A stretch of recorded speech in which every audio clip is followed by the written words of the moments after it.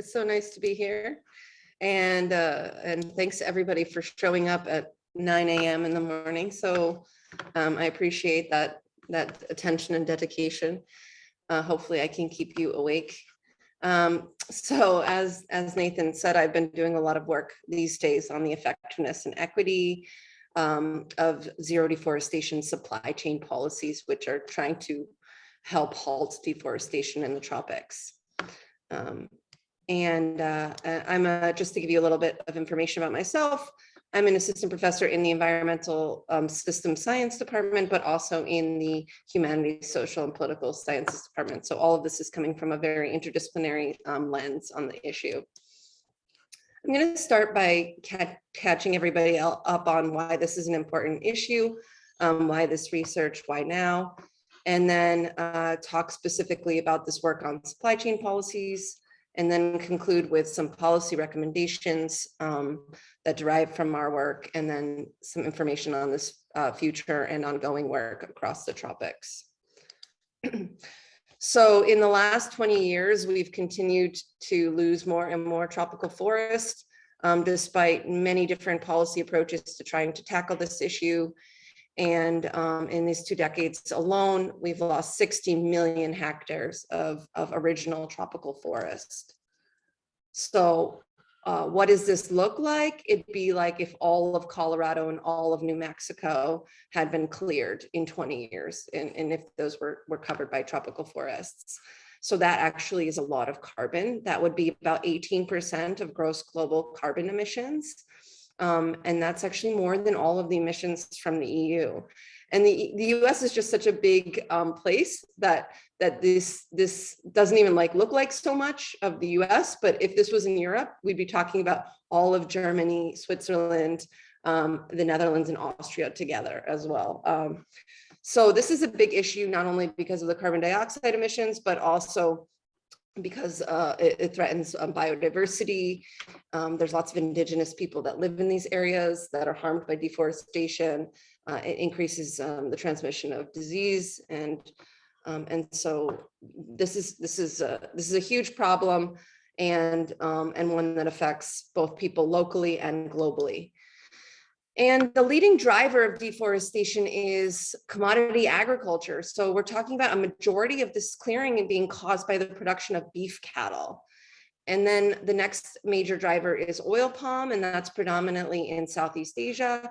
But soybeans are the third driver, and those, both beef cattle and soy, are predominantly what's causing all of these red pixels, which are areas that have been cleared for agriculture in the last 15, 20 years. So there's also cocoa, which is an important driver in West Africa. And then elsewhere throughout the tropics, you have rubber, coffee, and wood fibers being a primary source of deforestation. And the place where all of this is happening on the greatest scale is in Brazil, in the Amazon and the Cerrado, which is a tropical savanna, and the Amazon's a tropical rainforest. But also in the Congo, in Indonesia, Colombia, Bolivia, and elsewhere. But I focus my research here in the Brazilian Amazon and Cerrado because it is by far the area where these forests are being lost at the greatest scale. You can see this in this figure. All of those areas that just turned yellow were ones that have been lost since 2020. So another issue is that we tend to focus on what's happening in the Amazon and ignore this Cerrado biome that I've just mentioned, just because it's not this really moist tropical forest, but as you can see, it's still a forest, still holds a lot of carbon, still holds a lot of biodiversity. And what's really important is that there's lots of indigenous communities in these areas that are basically just completely now surrounded by soybean production, as you can see sort of here. And this really harms their local water quality, their ability to fish, and the local climate and everything. So in response to growing information about deforestation in places like the Amazon and the Cerrado, but also elsewhere, the Congo, Indonesia, et cetera, there's been all of these naming and shaming campaigns by civil society, by actors like Greenpeace, who pinpoint the specific responsibility that companies like Cargill or ADM and Bunge have for deforestation, and then try to pressure those companies to adopt new policies to not source products from areas that have been cleared after a particular date. And so those policies are what we are calling zero deforestation commitments. So for example, Nestle has made a commitment on deforestation and forest stewardship. And what this does is force all of the traders that Nestle would source from to adjust their sourcing rules. And then ultimately, those traders who are buying all the product from farmers are sending a signal to farmers that they just won't source from them if they clear their land. And this is supposed to be a really strong punitive incentive to get farmers to adjust their practices. And what these look like in the Brazilian Amazon and Cerrado are called market exclusion mechanisms. That means if these properties, which are monitored from space and you can actually pinpoint it to an individual farmer, if you find that they cleared, for example, after 2006 as part of the soybean moratorium, these companies will just not buy from them. They will exclude them. And this is the same thing for the G4 agreement for cattle, and slightly different for this thing called TAC, which is the terms of adjustment of conduct.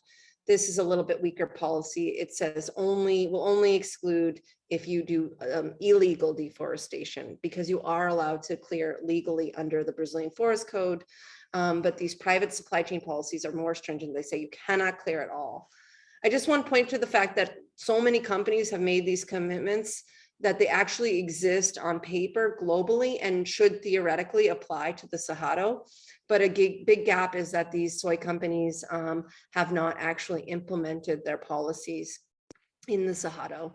And an important gap is also that the major slaughterhouses and meat packers throughout the world haven't even made any global commitments. So Cerrado is much more vulnerable. So what we tried to do before starting this large project is take stock about what we know about the effectiveness of these policies in reducing deforestation. And to do that, we looked at all of the existing literature on private sector company standards, certification programs. You probably heard of some of these. It's bird friendly. And tried to see what they say about how effective the policies are in either reducing deforestation or at least increasing the incomes of farmers that are being certified or applying this code of conduct or meeting the code of conduct. So the first thing to note is just, even though there's been a lot of research in this area, there's still not that many papers that actually do rigorous counterfactual analysis, which is really important for impact evaluation of policies and standards. So there's actually only 37 cases from 31 papers that have done this counterfactual analysis, and most of them have been focused on coffee. So there's a lot less research on oil palm, soy, cocoa, and cattle.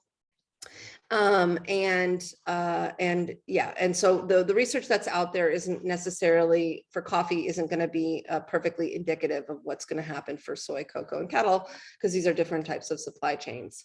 But what we do find is that only in half of the existing studies did these policies have a positive additional impact in reducing deforestation or improving commodity or household incomes of farmers.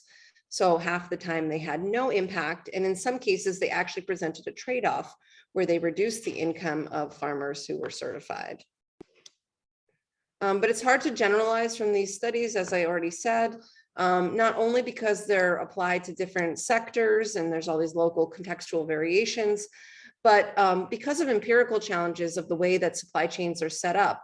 So the best practices, the gold standard in doing this kind of research historically was to compare, for example, non-certified farms to certified farms and say the certified farms are the ones who are treated by the policy and the non-certified farms are ones that are not. The issue is that these farms are all connected now to traders and retailers that have different types of commitments. So now it's more of a gradient of treatment rather than a clear separation of treated and untreated farms. And what we've been trying to tackle in our group is then, okay, how do we measure this? How do we try to develop some spatial and temporal data sets on what this actually means in practice? And then a final gap in the literature is that there's just very little research that has actually looked at these conservation outcomes and these livelihood outcomes at the same time. So there's more research on conservation than there is on livelihoods. but actually only 5 cases from 3 papers as of the time that we published this paper. So as of the end of 2020, that actually looked at both outcomes at the same time. And we know from decades of conservation research that this is a problem. If you ignore social equity outcomes when studying environmental outcomes, you're likely to have long-term consequences that undermine the very ecological and environmental objectives that you have.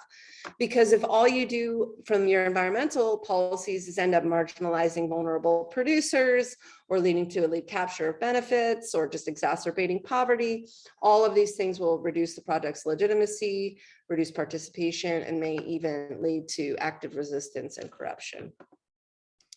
Okay, so because of this, we've tried to develop this pretty ambitious pan-tropical analysis to address these research gaps.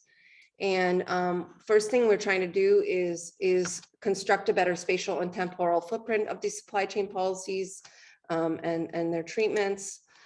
And then to tease out what is the actual additional impact of them beyond business as usual compared to a counterfactual. And then what are the spillovers associated with those policies? I'm not going to be able to get into the spillovers too much today. We're really interested in understanding mechanisms of change. So not just measuring the impact, but why? Why do we see an impact? So today I'll be focusing a little bit on how much market leverage the companies have and how important that is. And then finally, as I said, addressing these tensions between effectiveness and equity that might emerge. So getting into the footprints, what we do is we try to construct spatial and temporal policy footprints by combining this international data on company commitments with this on-the-ground information about the company locations and their expected sourcing zones. This data we had to model ourselves for beef cattle, whereas for certain commodities like soy, the Transparency for Sustainable Economies initiative of the Stockholm Environment Institute is now publishing these data that they're able to directly buy from companies. And then what you can see here on the map is how this ends up looking. For example, in one snapshot of time, you can look at different municipalities and how much of the market is actually covered by companies who have made commitments in that region. So the point is that if the companies control more of the market in that region is more heavily treated by the policy. If the company doesn't control so much of the market, there's more opportunities for farmers to just avoid the companies with stringent policies.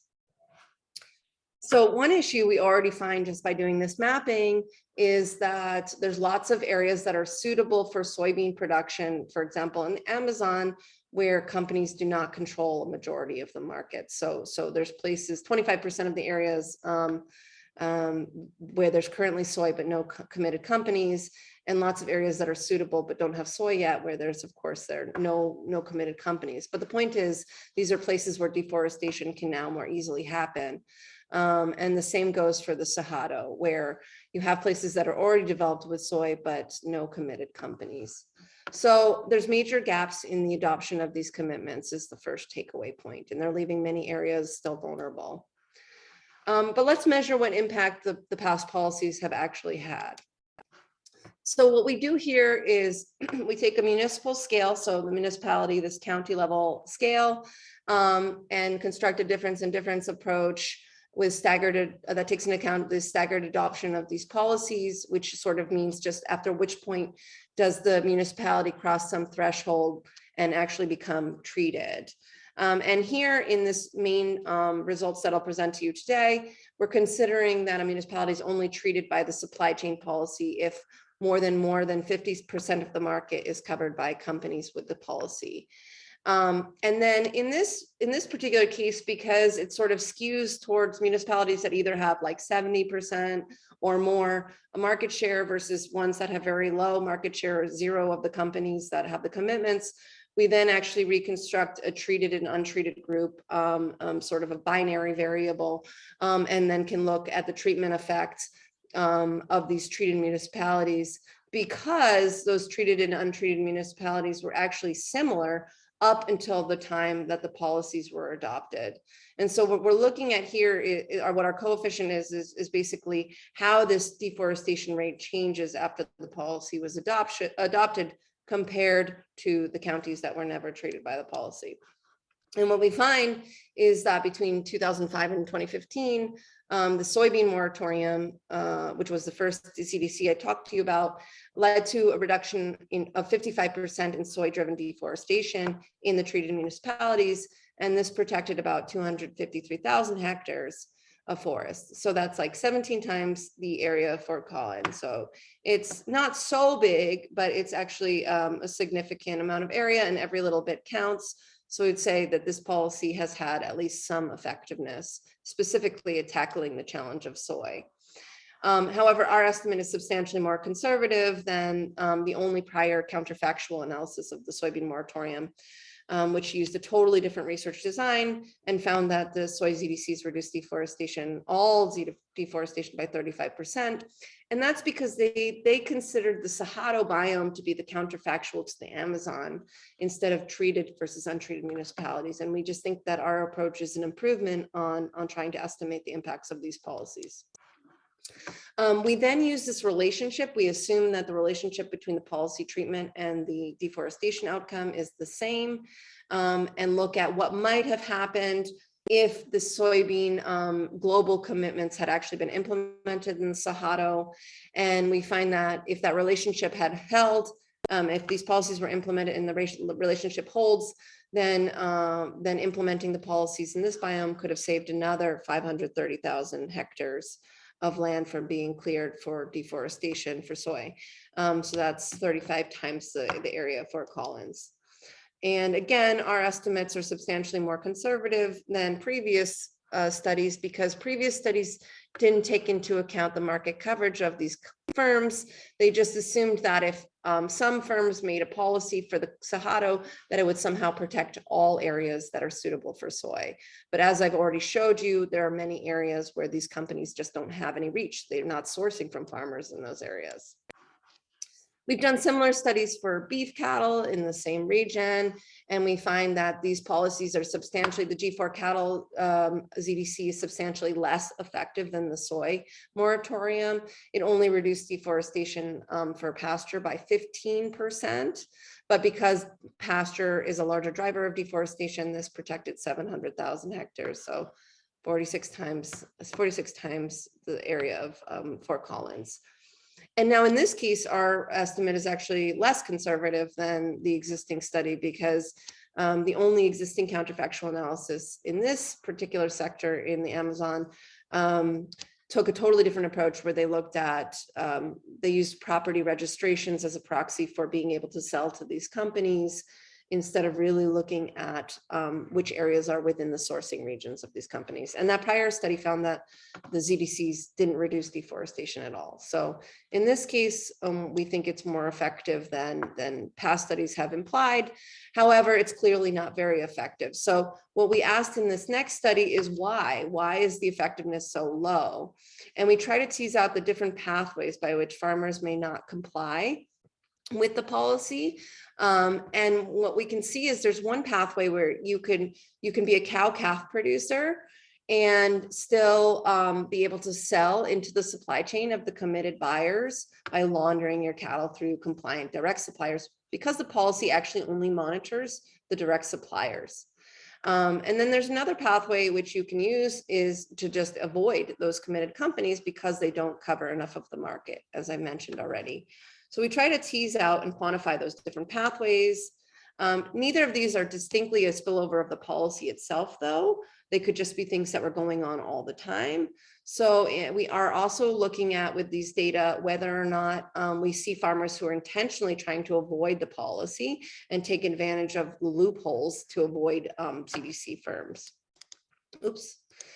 So what we do is we assembled a new data set of property level market transactions between farms and the committed companies. This was my PhD student, Samuel Levy, and it took him a really long time to put together this data. It's really messy, matching people's names to all these different records. But then he's able to construct for this entire state of Pará in the Eastern Amazon, which is just massive, massive state, which farmers are in which part of the supply chain. And so you can see all these areas in red are places where farmers are not selling to ZDC firms at all. And the light orange ones are where they're cow-calf producers and only indirectly supplying. And the blue areas are where they're selling to the ZDC firms. So then we can look at the deforestation behaviors of these different market segments and try to see what's happening. And what we find is that by far the biggest loophole in these ZDCs right now is just the opportunity to avoid them. So again, this market share issue is so important.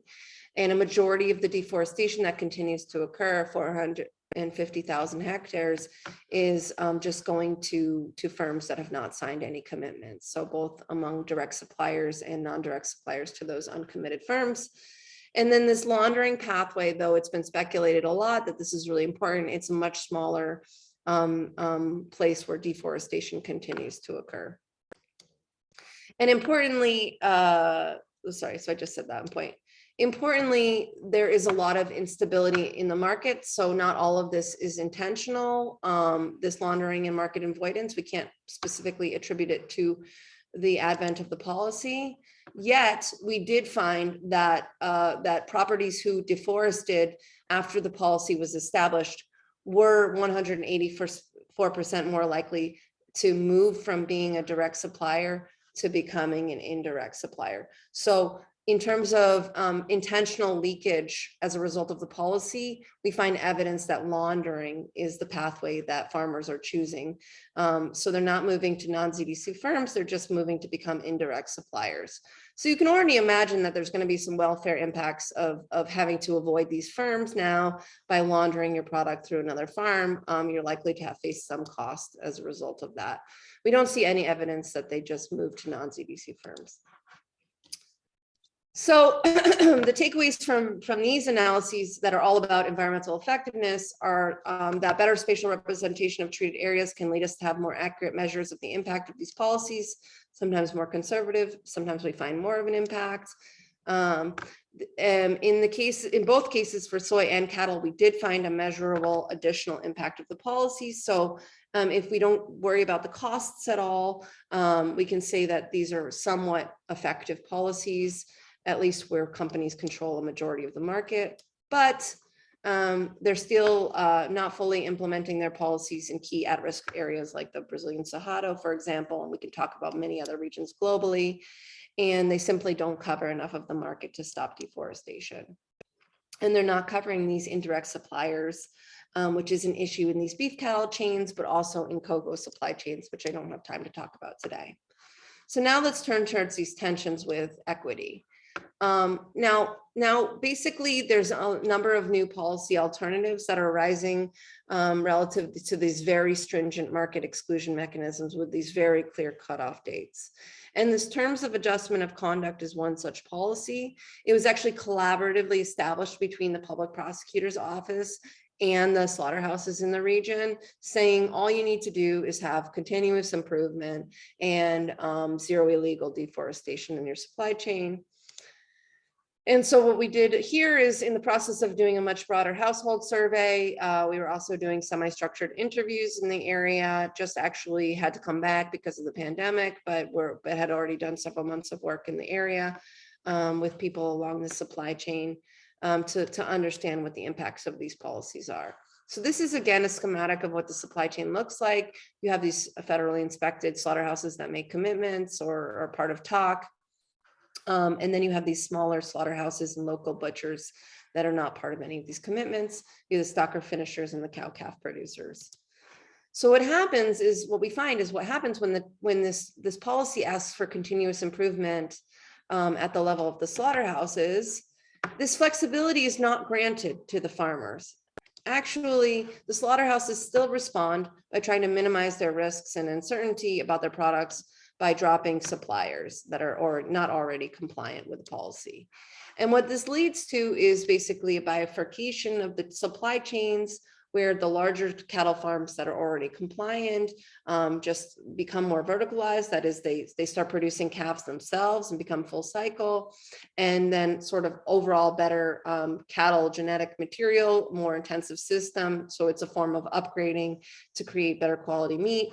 And this leaves all these smaller farmers kind of out to dry, increasingly selling to middlemen and local butchers and other slaughterhouses, which have worse terms of payment, like they give you a lower carcass weight, they don't pay on time, etc.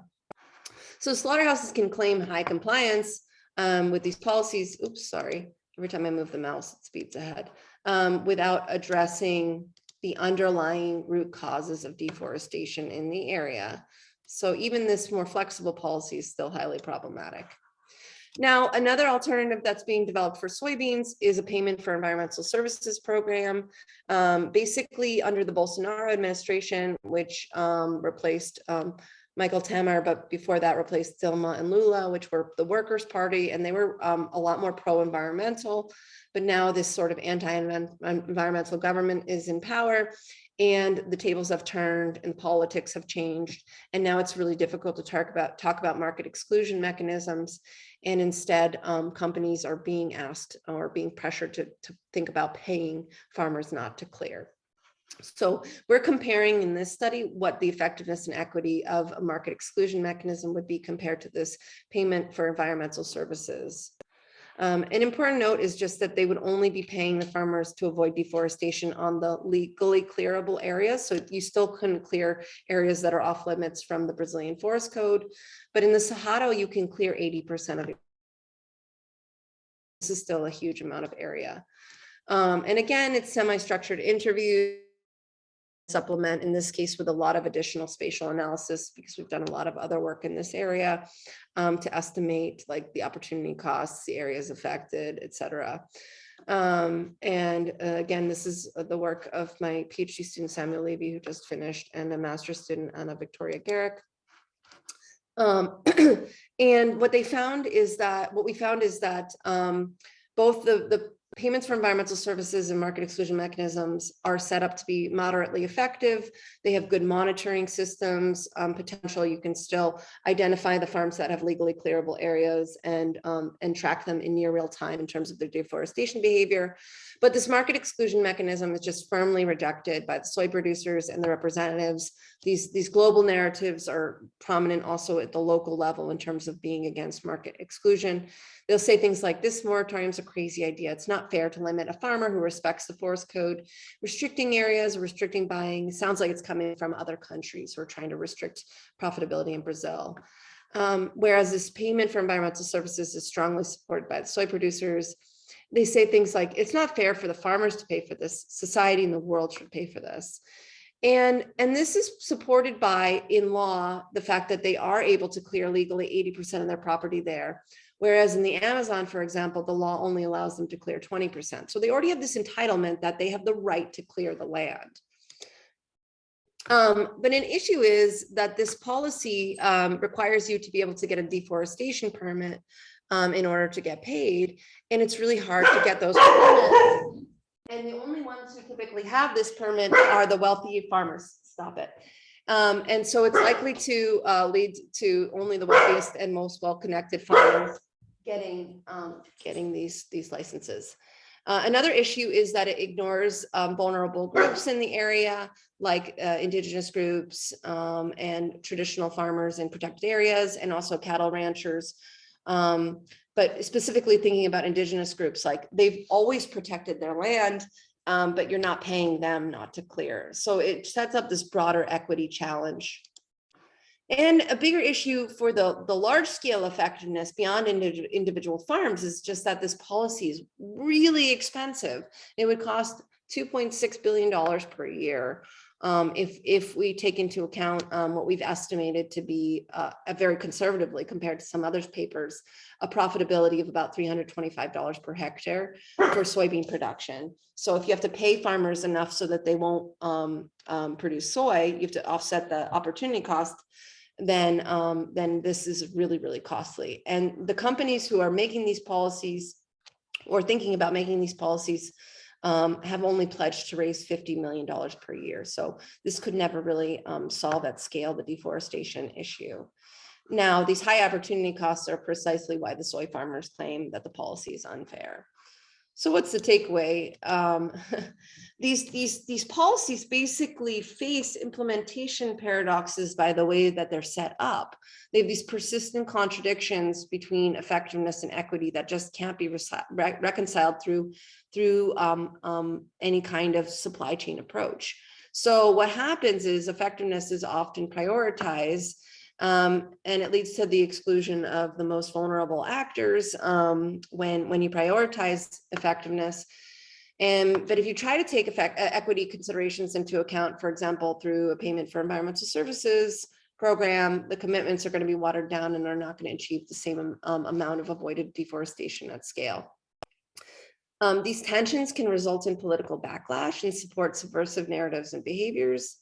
I actually added some slides on this, but I think they're coming up in the next slide. So really there's no clear solutions through a supply chain level approach. As I said, PEZ supports these deforestation entitlements, which is not really a good thing and could actually end up undermining environmental policies in the future. And market exclusion mechanism approaches that are cooperative at earlier tiers don't solve these equity challenges either, because slaughterhouses, for example, just still chose to exclude non-compliant farmers. So the takeaway again is that an individual supply chain approach creates seemingly intractable tensions between environmental effectiveness and social equity. So how do companies actually respond to these tensions? You do see some really creative approaches out there these days, where companies, for example, in oil palm and cocoa, we've seen this, are acknowledging and embracing these tensions and trying to invest in entire landscapes, not just in control individual producers within their supply chain, to build capacity and really try to tackle the underlying causes of deforestation in the area.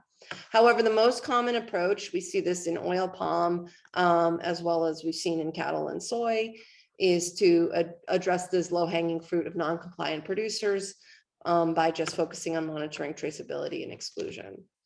However, there's an even more perverse thing happening, and we see this mostly in the oil palm case, which is that companies downplay their responsibility and use these paradoxes to justify inaction and actually to lobby the government to change the rules to make it impossible for them to address deforestation on smallholder properties, for example. So, or they're lobbying the government to prohibit their ability to even share their concession information, which then makes it impossible for people to monitor whether or not they have deforestation on their concessions. Okay, so what do? I basically showed you that there's no great solution to tackle both effectiveness and equity at the same time through supply chain approaches. And even with these existing approaches, there's only limited effectiveness happening. So the first thing is there's this new concept that's been around for the last 5 years that's focusing on jurisdictional level solutions instead of supply chain only solutions. And that means jurisdiction means some administrative unit in the production regions where governance processes are a bit stronger, where you can give a voice to negotiate the entitlements to clear and the rules among a broader set of actors. So typically we're talking about like a state or a province.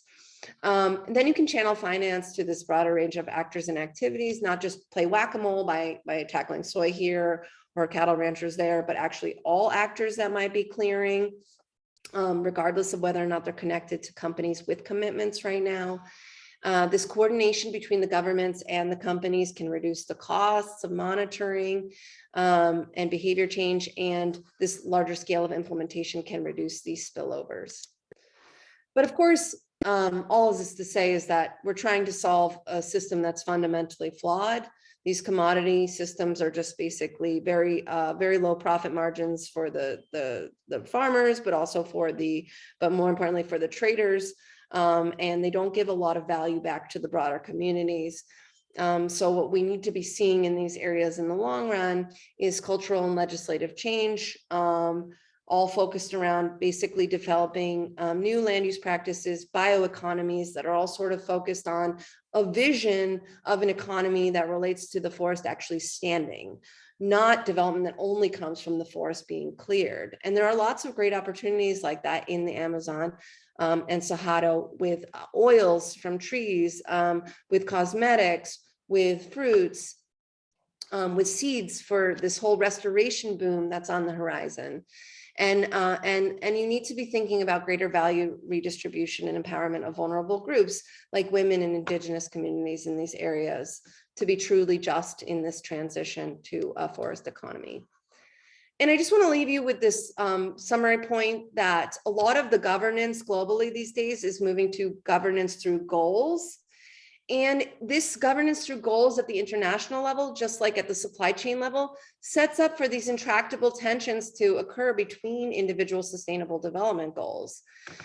So we need to be asking ourselves whether this massive rush towards governance through goals is actually very promising to meet our global challenges, or rather we should be returning towards placing more emphasis on rule-based governance. Right now, there's some policies like the EU framework for halting import-driven deforestation, which would actually be developing more specific rules for companies that want to import into the EU, for example. And there's similar stuff that's been proposed in the United States. In the future, we're going to close some more of these research gaps just by testing our theory about what leads to effectiveness and equity across multiple sites, Indonesia, oil palm, cocoa in Ivory Coast and Ghana. And this comparative approach will enable greater understanding of how the entire policy and political ecosystem and socio-ecological history and land use history influences the outcomes that we're seeing, because our existing work is so focused on Brazil. And what we do is this multi-method approach to try to triangulate. So I've showed you, for example, what our regional modeling approach looks like. I've showed you what our supply chain interviews look like. But we're in the process of doing these days in the field already this fall, the spring, is collecting our observational studies from the first time period. So massive household surveys across these landscapes. And then after the first stage, we're going to be doing RCTs, which are randomized control trials, where we're actually implementing new policy treatments and then seeing what the effects of those are. And then we're going to be doing a follow-up survey 5 years from now.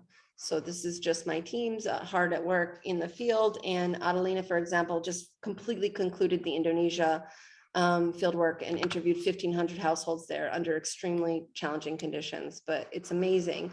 And what we are doing is, for the first time ever, partnering with these companies to try to get them to test out some more equitable approaches to supply chain policies.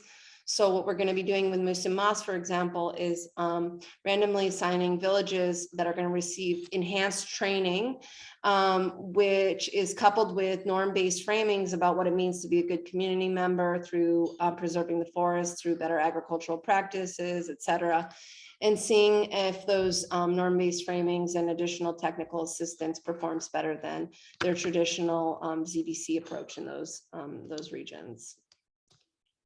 And then we're also integrating sort of more interdisciplinary insights in the case of cocoa by actually looking at how these policies influence the adoption of agroforestry, because the cocoa policies actually include restoration targets, agroforestry targets, in addition to protection of native tree cover, and looking at how that influences farm income from those shade trees, how it influences their climate resilience, their emissions, and on-farm biodiversity.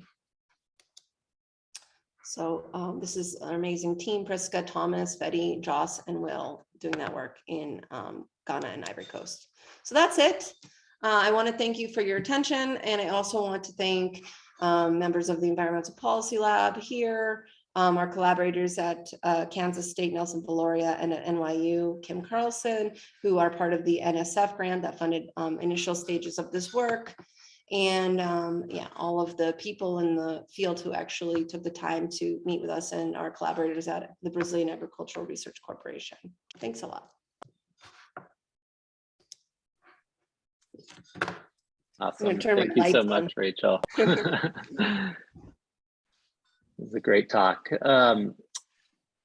Well, so yeah, I'm going to facilitate questions here a little bit. So feel free to either put your questions into the chat and I can read them off, or just use the reaction button and raise your hand, and I'll just keep an eye on the participants list and call on you. So I'll kick it off with a question that I had going back to the very beginning of your talk, Rachel. You you described that your new approach for quantifying the effectiveness of these zero deforestation commitments.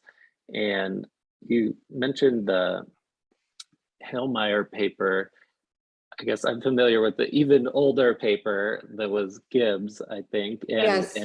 and I feel like that gave like a slightly, I don't know, I had a More very optimistic. optimistic view of the Yes. policy Yeah. in regards to that. So I guess I was wondering if you could talk just a little bit about like how the methodology has evolved and the Yeah, understanding sure. has evolved. Yeah.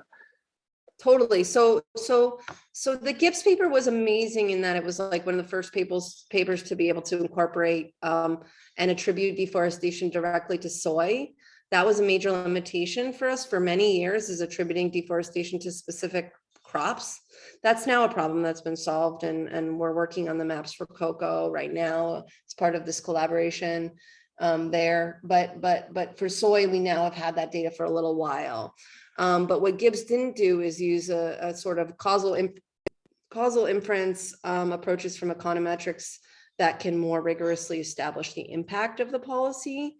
And when you're comparing apples to oranges, you can overestimate easily the policy impact. And so again, they were sort of a before and after element to that approach, and also again comparing it to the Cerrado. And that if you compare it to the Cerrado and you see that the Cerrado continued to have tons of expansion of soybean into forests, then you're going to basically conclude that the Amazon soy moratorium was so effective. What Hellmeyer then did was restrict the municipalities that he looked at to only those that are right across the border in the Amazon and in the Cerrado, and then control for whether or not those municipalities are otherwise similar, and then do a difference in difference approach to see over time whether or not those otherwise similar municipalities in different biomes had a different deforestation behavior. Of course, he didn't limit it to soy, which is one of the issues with that approach, with his study. But what we say basically is we don't think the Cerrado is a great counterfactual at all, because it's a totally different biome, and has very different development trajectories. It has different underlying public policies too, and this broader entitlement to clear. So we think like that's still going to be an overestimate.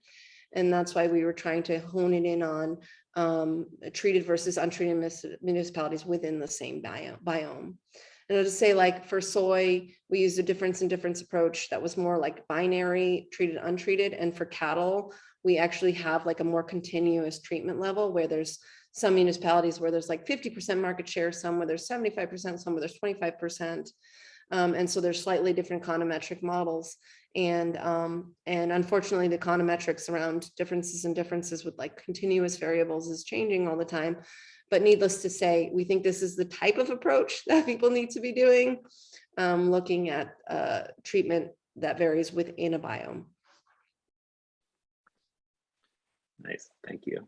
And you could do this with any type of policy, by the way. So nitrogen, for example, nitrogen policies, if a supply chain, if a company adopted that kind of policy, or if they adopted pesticide policies, you could plug this method into any type of environmental challenge that you were thinking of.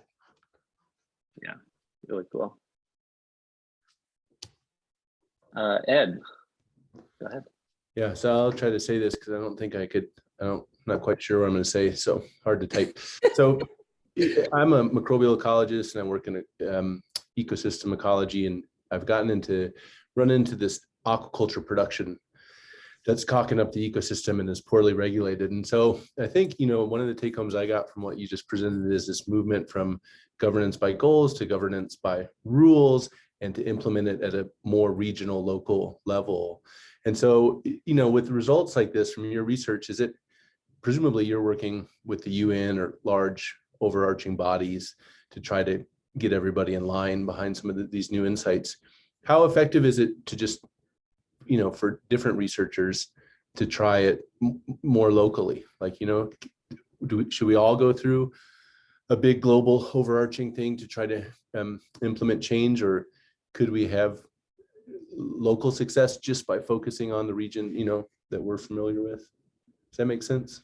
Yeah. I mean, I think it totally makes sense. I think it's a great question. I don't think that everything needs to be done through these global supply chains. I think it was just that these firms were so powerful, and this choke point in this system, that they were targeted by the civil society, and thus it gave a nice opportunity to try to see what can be done if these companies change their policy. And the conclusion that you rightly took away is like, okay, they can do a little, but they can't do so much because they're limited to what happens within their individual supply chains. And therefore there's sort of a return to interest in the local. Now, the local still needs finance to come from somewhere. It still needs capacity building to come from somewhere. So in working at the local level, which I think is really important, it's still relevant these days to try to be channeling finance from some broader scale into the system. So who has a stake, who has responsibility for what's happening in those areas? And if the aquaculture companies can be pinpointed in terms of their responsibility, and somehow, in terms of their brand image or through regulation, have some interest in trying to solve that problem, and can then direct either incentives or finances towards those local solutions. That's probably what you need, because you can't rely on, most of the times you can't rely on what's locally available in terms of capacities to change the systems, to improve it. Change, yeah. Okay. Yeah. Okay, yeah, great. So a little, I mean, you still need the broad one, but a little all of the above, perhaps. Yeah, all of the above, and it doesn't always have to be through policy, but it could be through finance. Yeah, Yeah. Okay. exactly. Yeah, you're welcome. Don't be shy, people. I'll take any question. It can be about anything. Right. Nobody else asks a question, you're at risk of getting more questions from me. So well, yeah, so another burning question that I had was at the end of your talk, you discussed like how do you then just sort of reorient your worldview and think about the value that the communities can get from the forest itself. And so I guess I'm wondering, how on board are communities with that issue, and also what is the value? I feel like, because there's also maybe an equity thing there too, those depending on how much value could be extracted, and what of those things that you mentioned, like this emerging seed market or fruits, those sorts of things, do you think would be most lucrative or valuable options? Yeah, I mean, so first your question was how on board are the communities with it, and I'll just say actually what's amazing is in Brazil, where I do a lot of the work, they have already these jurisdictional approaches in some states that are pretty amazing. So they have one in Mato Grosso, which is one of the largest states and one of the largest producers. And they have this Produce, Conserve, Include initiative where they're trying to piece together projects like more grassroots of visions of sort of forest economies or bioeconomies. It's also a big push among the scientists there. And of course, it's often the most marginal communities that were already doing these things. So it's more about how can you actually develop the value chains that are then needed to give them money. So, I've done work all over the Amazon where there are these pilot projects all over where communities are doing these cool things, but then how do you scale them up? And I can't tell you what is the most lucrative, because I've seen amazing examples of all of them. There's like in Acre in the Western Amazon, there's amazing examples of creating like a circular economy or sort of around condoms, where like they are getting the rubber from the rubber trees. They invested in a condom making factory, and then they use that to address major public health problems associated with sexually transmitted disease. There's great examples also in that area about cosmetics companies, about Natura, which is a cosmetics company, actually working with specific communities and returning a fair amount of the profits. There's a seed initiative led by Indigenous women in the Xingu Basin in Mato Grosso that's becoming sort of a lucrative source of seeds throughout the Amazon. One thing that I have a person working with me in Switzerland now that hasn't received enough attention is just in terms of alternative vegetable oils.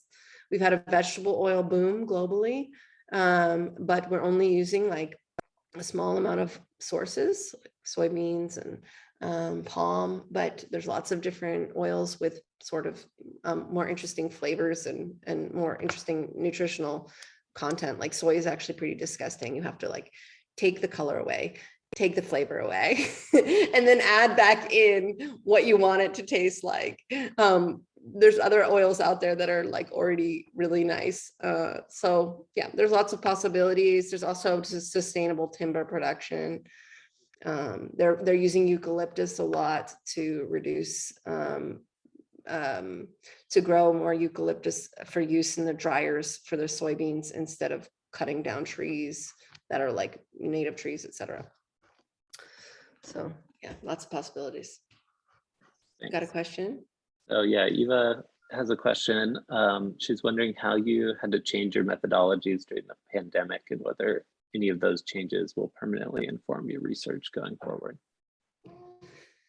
Well, luckily we had this multi-scale approach, thank goodness, because if I was just doing my household interviews and supply chain interviews, like we would have been, just our grant would have been busted from the beginning. So we focused more on the regional modeling during the pandemic. We focused on, we actually did a lot of interviews virtually with the supply chain actors. So that was interesting to see just how many people you can reach through virtual presentations.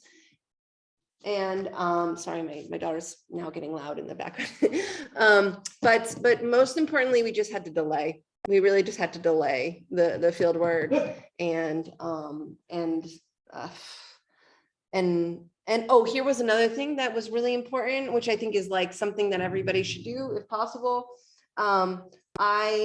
I already felt like it was really important to hire people that are from the local communities, just because of sort of my efforts to decolonize conservation science. Like I feel kind of like an imposter doing this research in these regions. And so I had already hired all of my PhD students come from the areas where we work. That ended up being really important later. Because they cracked down on who could get research visas to do the research during COVID.